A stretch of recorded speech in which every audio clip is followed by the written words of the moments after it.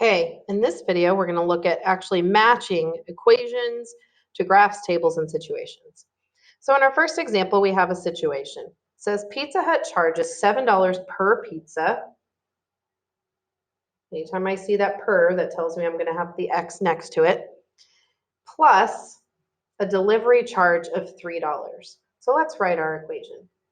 Y equals $7 per pizza plus $3 for a delivery charge.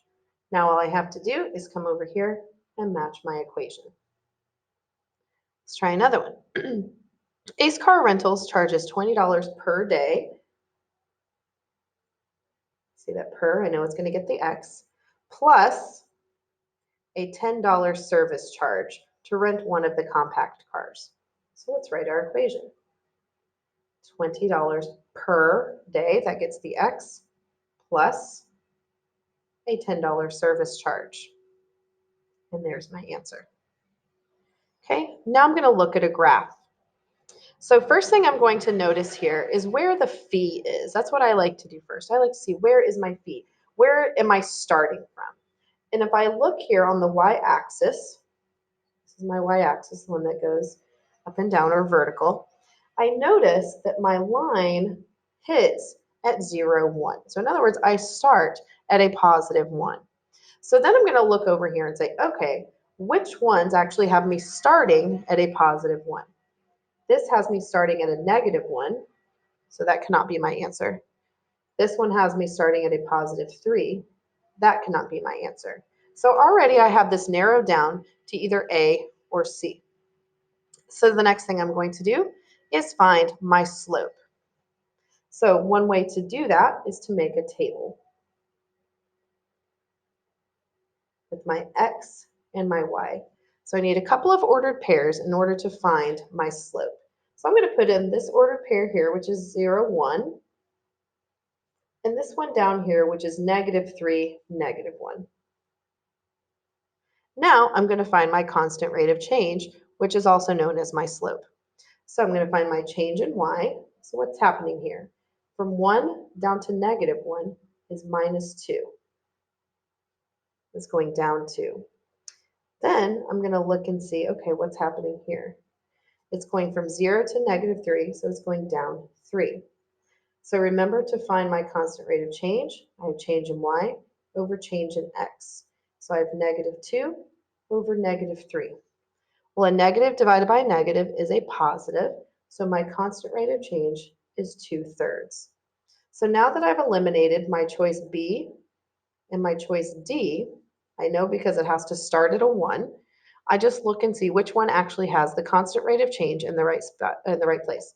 Is it 3 or is it 2/3? Well, we know it's 2/3 because we actually did our work. All right, let's do another graph. So same thing here. I'm going to look and see where is it crossing the y-axis. So 1, 2, 3, 4. Looks like it's hitting up here at 5. Okay, so I'm starting at 5. So I'm going to go ahead and get rid of A because it doesn't start at 5. It starts at 2.5. B starts at 3, so I'm going to get rid of that one. I only have 2 that start at my positive 5.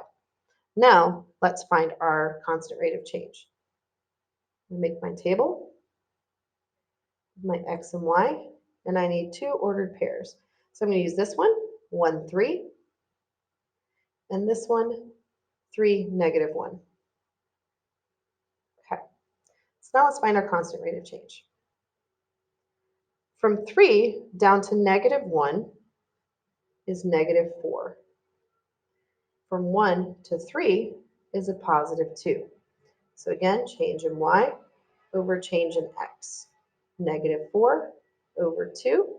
I can simplify that down to negative 2.